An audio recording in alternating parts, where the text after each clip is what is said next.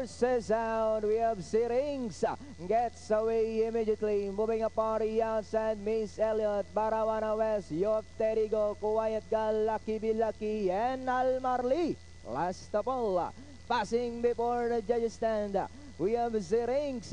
This time goes on by about 4 lengths. Miss Elliott in second, 2 lengths away in third, Quiet Gal, and on the outside, down on the inside, Barawana West, Yof Terigo, Almarli, and Lucky Bilaki.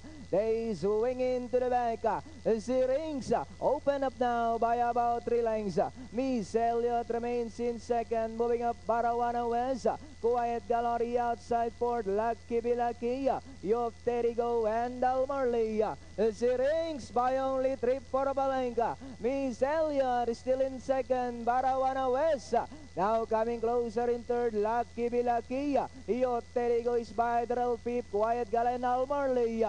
Sirings this time now by about 3 lengths. Miss Elliott remains in second, Barawana West is still in third, Yof Terigo, and Lucky Bilaki.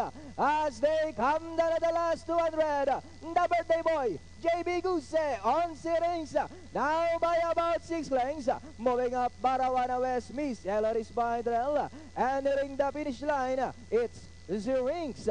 And finally Sirings, Barawana West, Miss Elliott, Yof Terigo, Quiet Gal, Lucky Bilaki, and Almarli.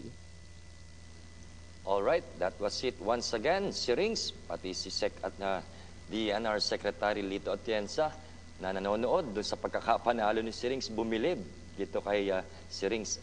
At ang ating quarter clocking is 18, 25.5, 23.5, finishing at 26, 1.33 without using of sticks. Ika nga, ni hindi pinalo ni Je itong si Sirings. Right from the start of the race, wala talagang kung ano yung pwesto niyang umalis, tumawid ng meta, ganun din. Ni hindi inayudahan, hindi pinalo, magaling na kabayo. At isa po ito sa mga dapat nating abangan doon sa nalalapit na karera para sa Kalikasan Part 2 dahil nominated po ito doon sa ating karera